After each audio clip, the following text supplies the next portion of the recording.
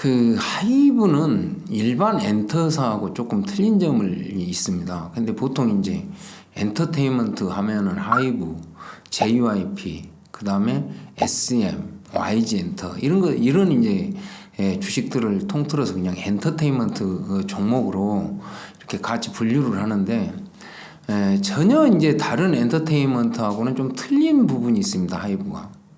첫째는 하이브가 작년도 매출액이 한 2조 2천억 정도 되고요. 영업이익이 약 한 3천억 정도 됩니다. 그런데 이제 그 중에 위버스 매출이 4천억 정도 됩니다. 위버스가. 근데 이제 위버스가 지금 현재 유료화를 하지 않는 상태거든요.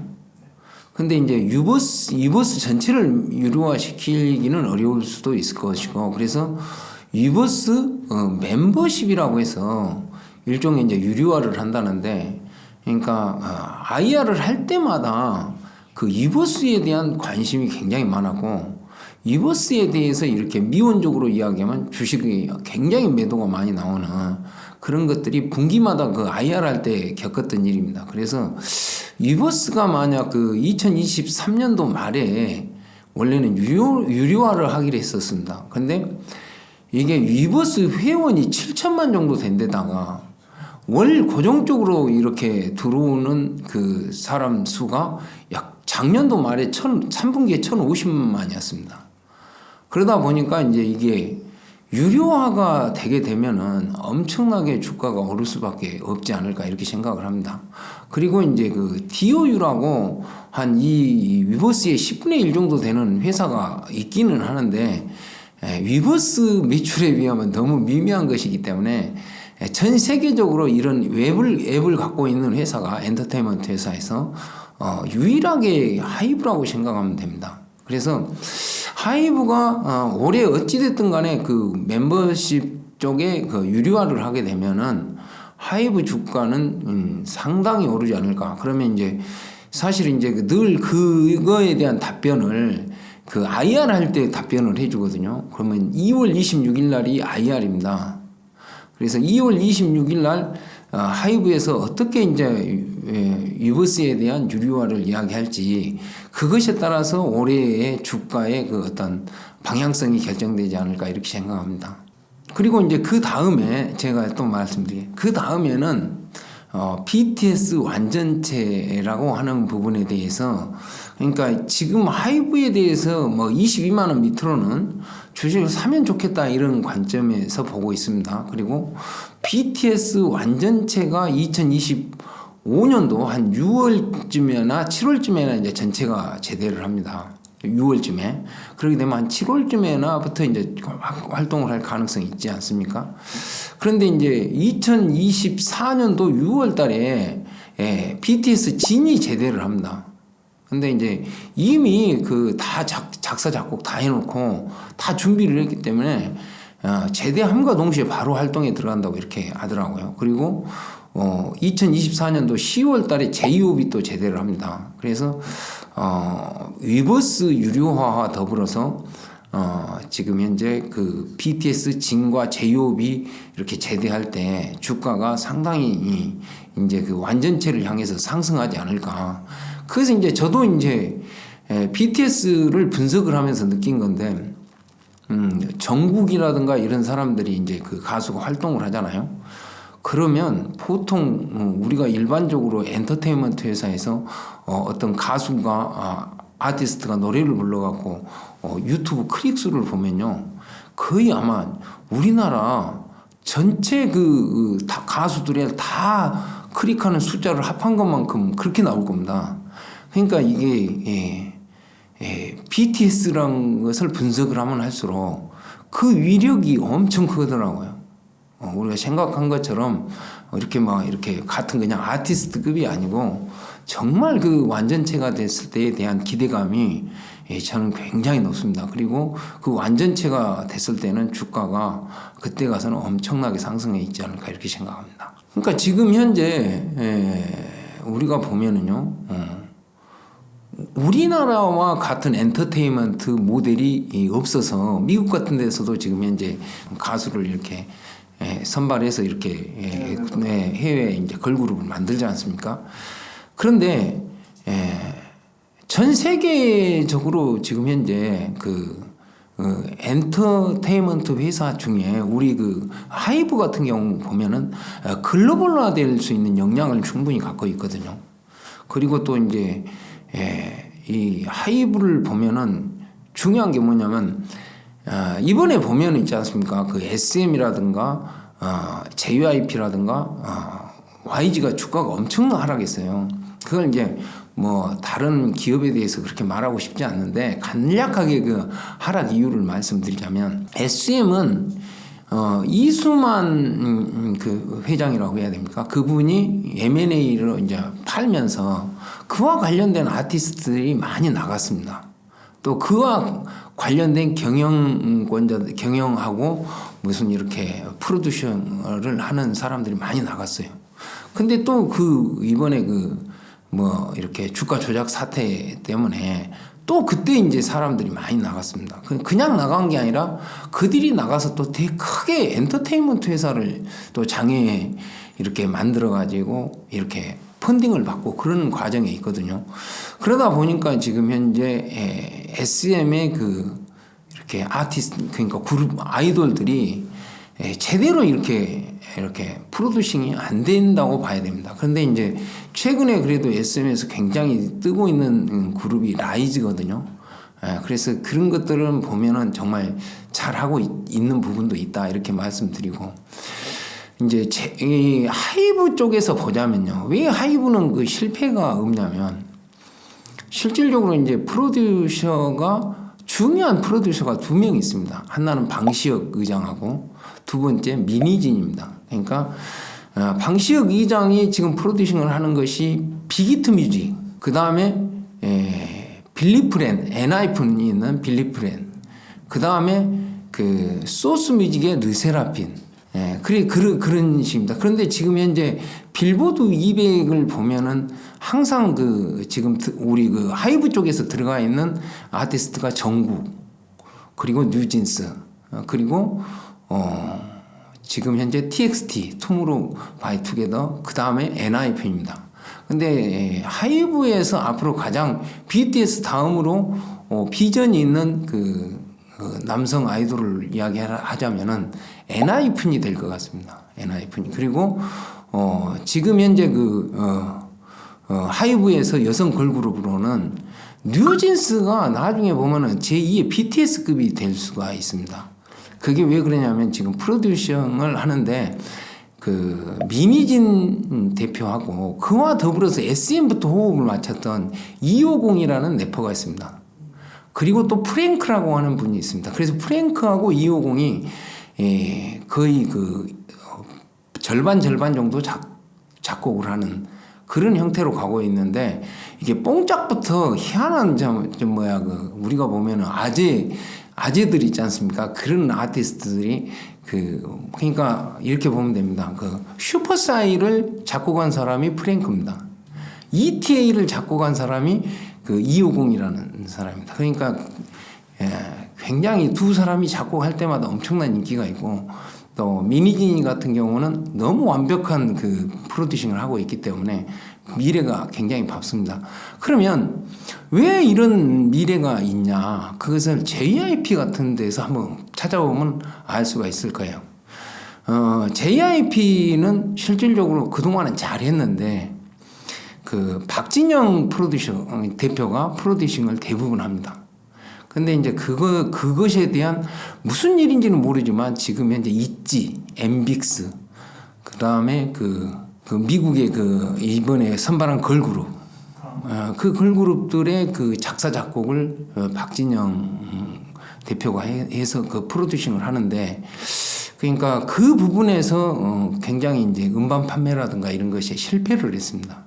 그러니까 일종의 작년도에 이렇게 아이돌들을 보면요, 그러니까 기존보다 한 단계 높아졌습니다.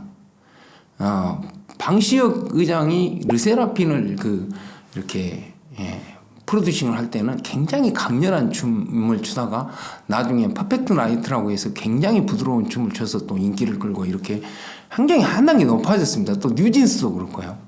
그리고 또 지금 굉장히 분란이 있던 피프티 쪽에서 그런 흐름도 굉장히 그 인기를 얻었거든요. 그러다 보니까 기존에 칼군무를 하면서 어떤 기존에 이렇게 칼군무를 하면서 방시혁 의장의 장점이 뭐냐면 춤을 추는데 그 속에다 스토리를 집어넣습니다. 항상. 근데 스토리가 없는 칼군무.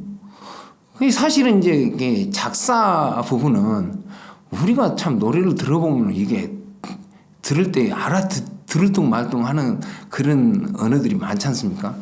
그래서 실질적으로 아이돌들은 이렇게 춤이 굉장히 중요한데 그런 프로듀싱에서 상당히 그 구태의연한 좀 약간 실패라고 할까요? 그런 부분이 있습니다. 그런데 이제 왜 그러면 하이브의 미래의 전망이 굉장히 밝냐? 그것은 뭐냐면 하이브의 계열사 중에 슈퍼톤이라고 하는 그 AI로 음악 쪽에서는 세계 뭐 1, 2위를 다투는 회사가 계열사로 있습니다. 그러니까 이제 저같이 이렇게 하이브 계속해서 그 음악을 들어보고 이렇게 춤추는 것을 보면 하이브는 지금 현재 작사 작곡과 춤이 AI와 연결돼서 지금 하고 있다고 보여집니다. 그러다 보니까 이제 다른 이제 그 YG라든가 SM이라든가 JYP는 실질적으로 어떤 한 사람의 중심으로 프로듀서를 한다면 하이브는 AI와 더불어서 전체적인 이런 그리고 계열사가 굉장히 많습니다. 하다못해 그 N팀은 일본의 사람이 프로듀서고 또 그 다음에 보이넥스트 도어는 지코라고 하는 사람이 프로듀서가 하기 때문에 이 계열사가 굉장히 많고 그 안에 프로듀서를 할 수 있는 그 인재들이 굉장히 많습니다. 거기다가 이제 이타카 홀딩스라고 미국에 있지 않습니까? 그 뭐 스쿠터 브라운이 대표로 있는 거. 그 너무 고가에 샀다고 논란이 많지만 전국이 미국에 가서 이렇게 인기를 끄는 걸 보면은 그 이타카 홀딩스를 통해서 스쿠터 브라운이 어떤 연결하는 그 미국의 인맥이라든가 그런 쪽에서 이제 지금 BTS가 전반적으로 다 군대를 갔기 때문에 이제 누가 선택이 돼서 미국에 그렇게 이제 하이브로 지원을 받아갖고 미국으로 갈 것인가. 이게 이제 봤을 때는 가장 먼저는 뉴진스일 것 같다는 생각을 합니다. 뉴진스가 지금 주가는 이렇게 조금 이렇게 늘 급등락을 하고 있을지 몰라도 뉴진스가 이 다음 앨범을 발표할 때쯤 되면은 굉장히 세계적으로 더 이름을 알리는 굉장히 뭐랄까 아주 인기가 있는 그런 이제 그 아이돌 그룹이 될 것 걸그룹이 될 것 같다는 생각을 해봅니다. 그래서 제2의 BTS급이다 그러면 뉴진스다 이렇게 말씀드리고 그 뉴진스 지금 현재 나이들이 16, 20이거든요. 16, 20. 그런데 이제 이 부분에 있어서 그래도 제2의 BTS급이 되지 않을까 이 기대가 미니진, 250, 프랭크 이 합작 품매에서 프로듀싱과 안무와 이런 것들이 다 하기 때문에 앞으로 뉴진스의 비전이 굉장히 클 것이다 이렇게 말씀드리고 싶습니다. 그러니까 엔터는 사람을 다루는 거기 때문에 굉장히 변수가 많습니다. 변수가 많고 또 그런 부분에 대한 리스크가 있죠. 그런데 이제 실질적으로 우리가 BTS가 하이브하고 재계약을 다 했다고 하지 않습니까? 그 이유를 보면은 하이브에서 재계약을 안 하면 안 되게끔 이미 지분이 다 이렇게 BTS 한 사람 앞에 한 120억 정도씩 이렇게 다 지금 현재 주가로 보자면 넘어 있는 거죠. 그러다 보니까 실질적으로 하이브 주가 떨어지면 자기 재산 손해가 나는데 그런 부분들도 있고요. 미니진 이렇게 대표 그분도 제가 알기로는 어도어 대표거든요. 그게 어도어 엔터테인먼트입니다. 근데 원래는 하이브에서 지분을 100% 갖고 있지만 20%를 옵션으로 이렇게 걸어놨다. 나중에 이제 이게 계속해서 성공하고 어떤 조건에 차면은 미니진 대표가 20%를 가져갈 수 있는 그런 뭐가 돼 있는 것으로 알고 있습니다. 그러니까 하이브는 다른 엔터 회사하고 틀리게 대부분 지분 구조라든가 이런 걸로 애사심을 갖게 하고, 또 하이브가 가장 또 회사가 규모가 크다 보니까 하이브만큼 이렇게 아티스트를 잘 관리해 줄 때도 없지 않습니까? 그래서 하이브에 있는 아티스트들은 계약에 문제가 생기고 그런 일이 별로 없습니다. 나가서 다른 데 가봐야 별로 또 이렇게 잘할 수 있는 회사가 없기 때문에 그런 부분이 있습니다. 그러니까 SM이 막 상장했을 때 한 7,000원이나 상장을 했을 겁니다. 그래갖고 나중에 주식이 떨어져서 한 3,000 몇백 원에서 엄청 오래 있었고 그랬는데, 그때도 그냥 소녀시, 지금 H.O.T 소녀시대 보아 해서 해외 나가지고 엄청나게 이렇게 인기도 끌고 수입도 생긴다는데, 막상 재무제표가 나올 때 있잖아요. 사업 보고서를 보면은 실적이 안 잡히는 겁니다. 그래서 왜 이렇게 실적이 안 잡히나? 왜 영업이익이 안 나오나? 했더니 엔터에서는 그 불투명성이 있습니다. 왜냐하면 이렇게 화장품을 써도 무슨 제품을 쓰는지, 옷을 입을 때는 또 어떻게 누가 협찬을 해서 입는지 아니면 사서 입는지, 그런 부분을 일일이 누군가가 관리하기가 쉽지 않지 않습니까? 그런 부분에서 그렇게 하는데, 요즘에는 엔터 회사가 옛날에 비해서 엄청 투명해져 있고, 또 투명해져 있고, 그런 관점에서는 지금 현재 연 영업이익이 한 3천억 정도 나오면 하이브 같은 경우 그걸 의심할 이유는 없지 않을까 이렇게 생각이 되고, 지금 현재 금리가 미국의 5.5%지 않습니까? 이게 상당히 전 세계의 어떤 고통을 이제 안겨줄 거라고 생각이 돼요. 왜 그러냐면 이제 5.5%에서 언제 내릴 것인가 모두가 그걸 기대하지 않습니까? 근데 이제 그 변수가 어떤 부분에서 변수가 생겼냐면은 하마스하고 이스라엘 전쟁에서 변수가 생긴 것 같습니다. 뭔 말이냐면, 지금 현재 미국이 금리가 5.5%일 때 중국은 3.45%입니다. 러시아는 16%입니다. 중국의 3.45%에서 금리를 못 올리다 보니까 외국 자본이 싹 빠져나가지 않습니까? 그러니까 미국이 5.5%를 유지함으로 인해서 중국은 엄청 고통스러운 겁니다. 또 러시아는 루블화가 그냥 급락해버릴까 봐서 지금 현재 금리를 갖다 16%로 올려놨습니다. 근데 만약 거기에서, 그래서 이제 러시아도 굉장히 또 거기 좀 반대로 고통을 당하고 있어요. 그런데 거기에서 만약 미국이 금리를 내리면 이제 러시아하고 중국을 도와주는 꼴이 되는 거죠. 쉽게 금리를 못 내리는 겁니다. 거기다가 지금 현재 러시아 우크라이나 전쟁도 실질적으로는 러시아 승리입니다. 러시아, 우리가 듣는 뉴스가 진실이 별로 없어요. 사실 그런 쪽에 나오는 뉴스는. 근데 러시아 승리라고 보면 됩니다. 그리고 하마스 이스라엘 지금 전쟁도 이스라엘 엄청 고전하고 있고, 미국 같은 경우에는 있지 않습니까? 왜 지금 후티 반군이라고 합니까? 그 반군이 왜 저렇게 설치냐면, 원래 호르무즈 해협에다 항공모함을 파견을 했는데, 이란에서 미사일을 전부 다 전진 배치하니까 전쟁하기 싫어서 그냥 지중해로 빠져나가 버렸어요. 그러다 보니까 후티 반군이 이제 막 미사일을 쏘고, 그리고 다시 이제 이렇게 실질적으로 예멘을 갖다가 공격을 미국이 하지만, 실질적으로 다 그게 대비가 되기 때문에 별로 피해를 안 입습니다. 그러니까 지금 현재 저 전쟁으로 말미암아 예멘 후티 반군하고 지금 이란이 중동 패권에 엄청 중심으로 올라서 버린 거죠. 그러니까 미국이 여기저기서 종이호랑이 식이 돼버린 거예요. 그러다 보니까 지금 미국이 자기들의 이렇게 달러와 강세로부터 시작해 경제 패권을 가져가려면 지금 금리가 5.5%에서 쉽게 내리지 못할 것이다 하는 게 저의 생각입니다. 미국이 금리를 내리면 중국도 금리를 내릴 수도 있고, 중국에서 빠져나왔던 외국 자본이 중국으로 들어갈 수도 있고, 미국에서 금리를 내리면 중국한테는 엄청 도움이 되는 거죠. 사실 우리나라도 그렇고. 그러다 보니까 이제 실질적으로 자국의 경제를 가지고 무슨 인플레가 어째서 금리를 내리냐 올리냐 맨날 떠드는데, 사실 국제 정세를 봤을 때 지금 금리를 쉽게 내릴 수 있는 상황이 아니라고. 앞으로 이것이 당분간 가고, 이렇게 당분간 가다 보면 뭐 어떤 현상이 벌어지냐면 지금 태형건설이 워크아웃 같지 않습니까? 그러면 SK 같은 경우도 있잖아요. 구조조정하기 위해서 지금 현재 최태원 회장 밑에 최창원 부회장을 그 구조조정 담당 부회장을 세웠어요.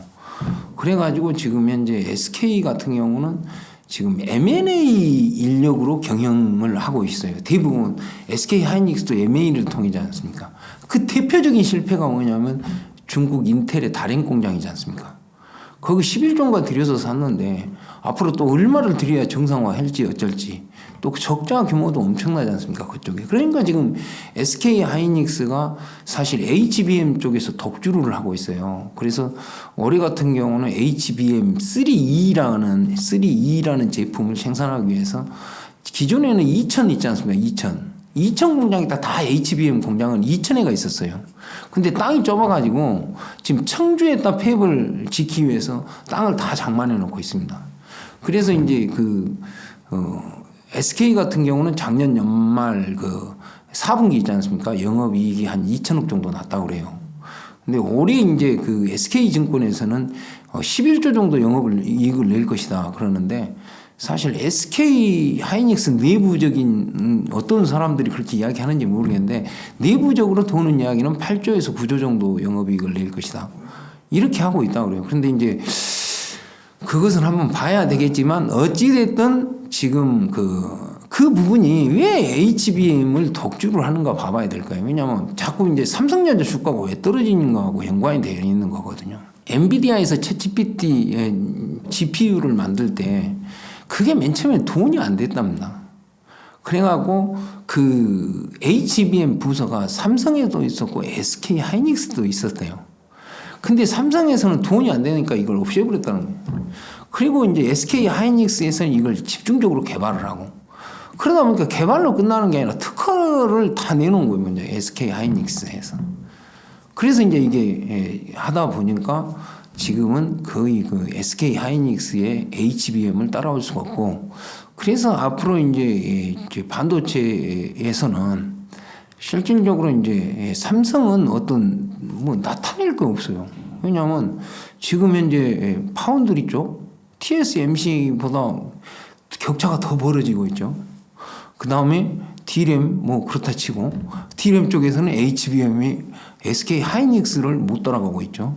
그럼 랜드는 지금 현재 엄청 공급과잉이어갖고 계속 이제 적자 나는 수준이죠. 그래서 2024년도부터 어떤 반도체 주가는 이게 삼성전자하고 SK 하이닉스가 같이 가는 패턴이 아니고 삼성전자는 그렇다고 해서 급락하게 하겠습니까만은 이렇게 횡보 내지 조정을 받더라도 하이닉스는 좀 긍정적이다 이렇게 말씀드릴 수 있을 것 같습니다. 이제 삼성에 대해서 좀 단점을 이야기하자면 저희는 이제 진짜 40살부터 지금 61이니까 전업 투자만 21년을 했는데 그러면 종목 분석을 얼마나 했겠습니까? 그럼 옛날에는요 어떤 종목을 분석해갖고 투자했는데 그 다음날 그냥 하한가 가버리는 주식들이 들어 있었어요. 그래서 왜 그런가 이걸 분석을 해보면 삼성전자 임원들한테 뇌물을 줬다든가 그런 기업은 바로 잘립니다.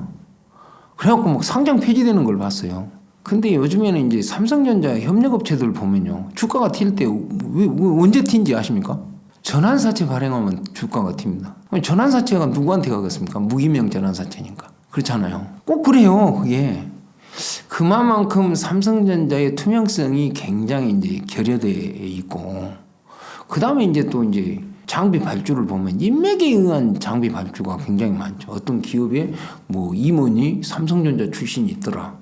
이런 식이란 말입니다. 그러다 보니까 이 앞에 제가 여기 와서 이야기했는데 원래 QD OLED를 할 때 있지 않습니까? 잉크젯 장비를 원래 캐나다 기업이 삼성 디스플레이 협력업체였어요. 근데 갑자기 삼성 계열사인 CMS에다 발주를 했어요. 근데 그걸 설치했는데 전혀 수율이 안 나와버린 겁니다. 그러면 그 장비 다 뜯어내야 될 거 아닙니까? 다시 미국 회사에다 발주를 해가지고 지금 어떻게 가동하고 있는지 몰라도 그 뒤로 QD OLED에 대한 이야기가 쏙 들어가 버렸습니다. 그렇지 않습니까?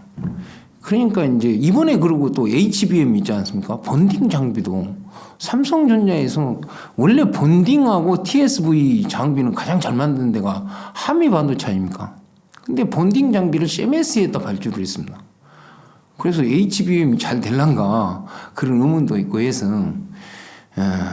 삼성전자의 전반적인 것을 봤을 때, 왜냐면 디스플레이는 이미 중국의 BOE한테 따라잡혔고 휴대폰도 사실 애플하고 격차가 너무 커지고 있지 않습니까? 굳이 반도체도 그렇지. 그래서 앞으로 저는 좀 중립 아니면 부정적으로 보고 있습니다. 그리고 SK 하이닉스는 그나마 조금 긍정적으로 보는데, SK 그룹도 있지 않습니까? 보면은 SK 에코프렌트가 옛날에 SK 건설 아닙니까? 그럼 SK 건설도 나름대로 이제 그 프렌트 위주. 그러니까 우리나라에서 그러니까 반도체 팹을 지을 수 있는 회사 몇 개 중에 하나거든요. 지금 삼성물산, 그 다음에 현대건설, SK 에코프렌트. 3개인가 있을 겁니다. 3개 아니면 삼성 엔지니어링도 있는가 모르겠습니다만은. 하여간 그런데 그 나름대로 지금 현재 뭡니까 재개발 같은 거 있잖아. PF 대해서 하는 현장들이 아예 지금 진짜 분양이 안 됩니다. 그래서 그런 리스크들이 대기업마다 있습니다. 지금 롯데건설 뭐 할 것 없이. 그렇기 때문에 그런 부분들을 앞으로 주식할 때는 그 건설 회사들이 어떻게 지분 구조로 엮여 있는가를 대기업은 꼭 보고 주식 투자를 해야 됩니다. 그 PF라는 게 무섭습니다. 그런 관점으로 한번 생각해 보셔야 합니다. 제가 주식으로 깡통을 차고 돌아다닐 때 650만 원으로 10억을 만든 사람을 봤습니다. 주식을. 그분한테 이제 제가 잠을 하루에 얼마나 잤습니까? 물어보니까 하루에 1시간 반 이상 자본 적이 없다더라고요. 그러니까 500만 원으로 할 때는 절박하지 않습니까? 그러니까 주식을 만약 500만 원으로 전업 투자해서 일어선다 그러면 그날에 꼭 500만 원을 벌어야 됩니다. 그래야 1000만 원이 되고 1000만 원 중에 생활비 한 2, 300원 줘야 될 거 아닙니까? 그러면 700 정도가 되는 겁니다. 그러니까 그 초창기에는 거의 하루에 잠을 1시간 반 정도 자고 전 종목 차트가 그때는 한 1800개, 2000개 될 때입니다. 지금 한 2800개 정도나 될란가 모르겠습니다만 그때는 인터넷도 엄청 느렸잖아요. 그러니까 기준 차트를 30분 차트로 잡고 30분에서 60분 차트로 잡습니다. 원래 분석할 때. 그리고 전 차트를 5번을 자야 잠을 잤습니다. 그리고 이제 또 지금은 그렇지 않습니다. 지금도 약간 그런 게 있는데 뭐냐면 궁금하면 차를 타고 그 회사를 갔습니다. 궁금하면 방에서 이게 막 중내 사안이 하지 않고 그 회사를 그냥 가요. 옛날에는 그 기업 탐방을 하면 주식 담당자가 많이 자기 공장을 소개해 준 사람도 많고 그랬어요. 그런데 또 안 받는 데도 있습니다. 안 받는 데는 그 계열사까지 주소를 다 알아가지고 그냥 가서 공장을 한 바퀴씩만 돌고 옵니다. 막 그 회사, 그 공장에서 뭐 만든가 볼 필요도 없어요. 한 바퀴 뺑 돌고, 한 바퀴 뺑 돌고 전국을 한번 딱 찍고 오지 않습니까? 그러면 그 종목에 대해서 벌써 다 감이 와버립니다. 그래서 왜냐면 어느 회사든 가면요 작업복 입고 다닌 것만 봐도 대강 알아요. 굳이 뭐 거기 들어가서 뭐 이러냐 저러냐 할 필요도 없고 또 사업이란 거 하는 것이 규모 경제잖아요. 같은 회사 비교하는 회사가 있어. 그러면 규모가 크고 부채 비율이 적은 회사에다 투자하면 훨씬 더 나을 거 아닙니까? 그래서 직접 가서 눈으로 보면 그런 걸 다 살필 수가 있는 거죠. 그렇게 해서 이렇게 했던 것 같습니다. 그 옛날에는 있지 않습니까? 조선 하면 그게 굉장히 성장 산업이라고 볼 수 있습니다. 근데 이제 조선이 뭐 설계를 하고 그리고 이제 도쿠를 만들고 하는 부분에서는 상당히 기술적인 요소도 필요하지만 조선은 거의 대부분이 용접입니다. 그리고 옛날에는 사람이 용접했는데 지금은 다 로봇이 용접합니다. 그래서 반도체를 만드는 회사가 성장성이 있겠습니까? 땜질을 하는 용접을 하는 회사가 성장성이 있겠습니까? 그러면 중국이 지금 항공모함도 만들어요. 그 중국하고 기술 격차가 도대체 얼마나 되겠습니까? 사실 막 한국의 조선이 세계를 제패한 것처럼 제패했고 또 그렇게 이야기하지만 또 투발 따라오는 것도 무시할 수 없거든요. 지금 현재 중국 반도체도 무시할 수 없습니다. 지금 장상이라는 사람이 원래 TSMC에 있다가 그 한국의 삼성전자에 와 있다가 그 다음에 삼성전자에서 중국 업체로 가가지고 중국에서 지금 현재 그 DUV 장비로 칠라노를 개발했다고 하잖아요. 그걸 그 사람이 기술 전수해서 한 겁니다.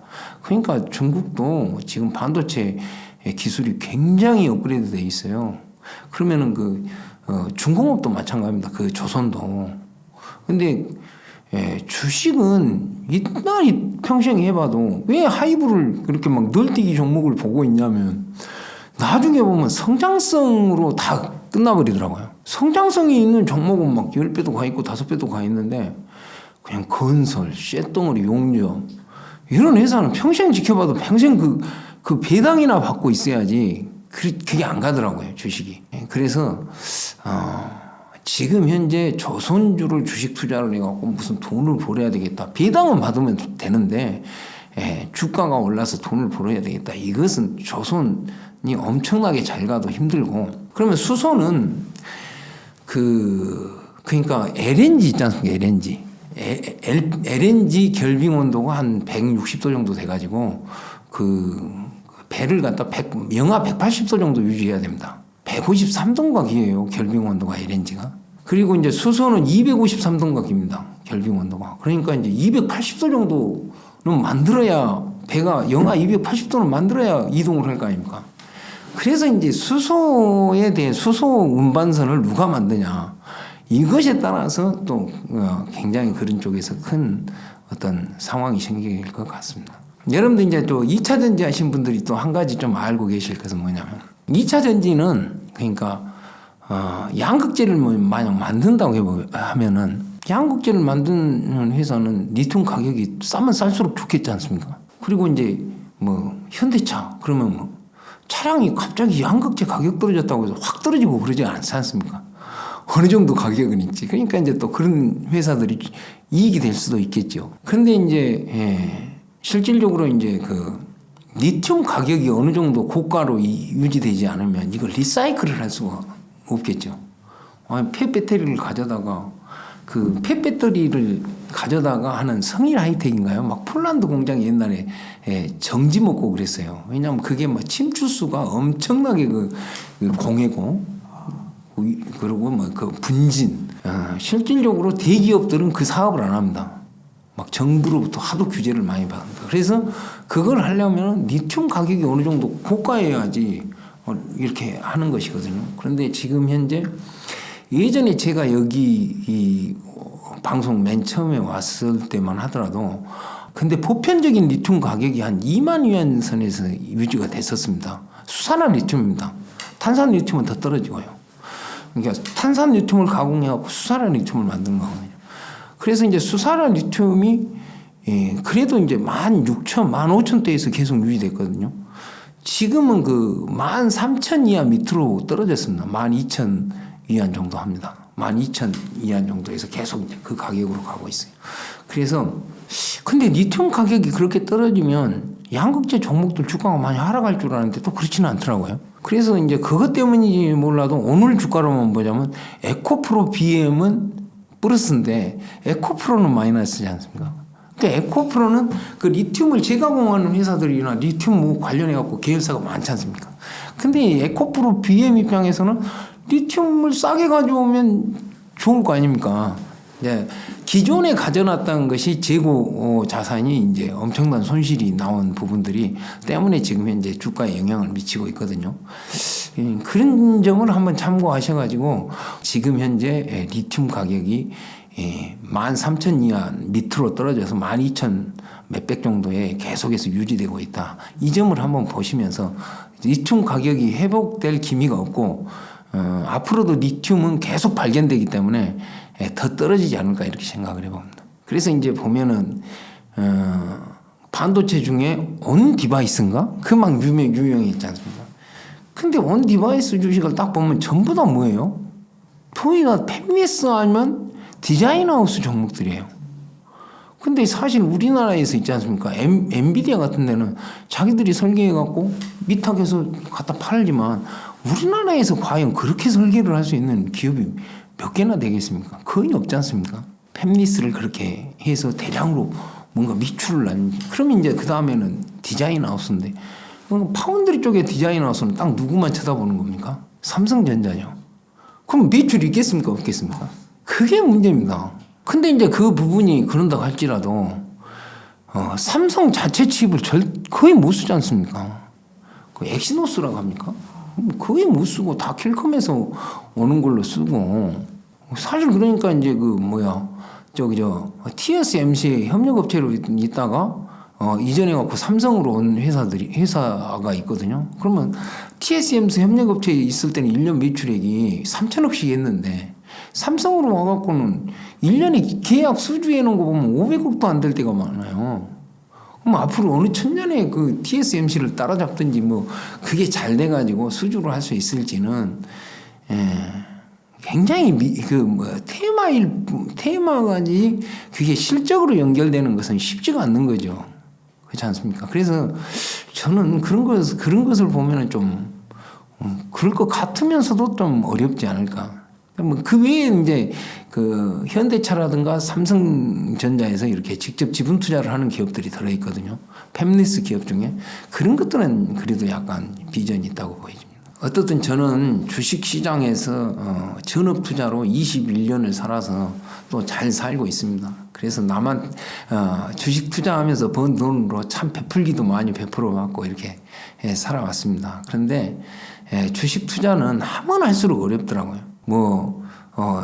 여기 와서 이렇게 방송을 하면 마치 전 종목을 다 알아야 되는 것처럼 방송을 하는데 사실은 저 같은 경우는 한 종목을 보통 1년씩 분석을 해서 그 종목만 집중을 합니다.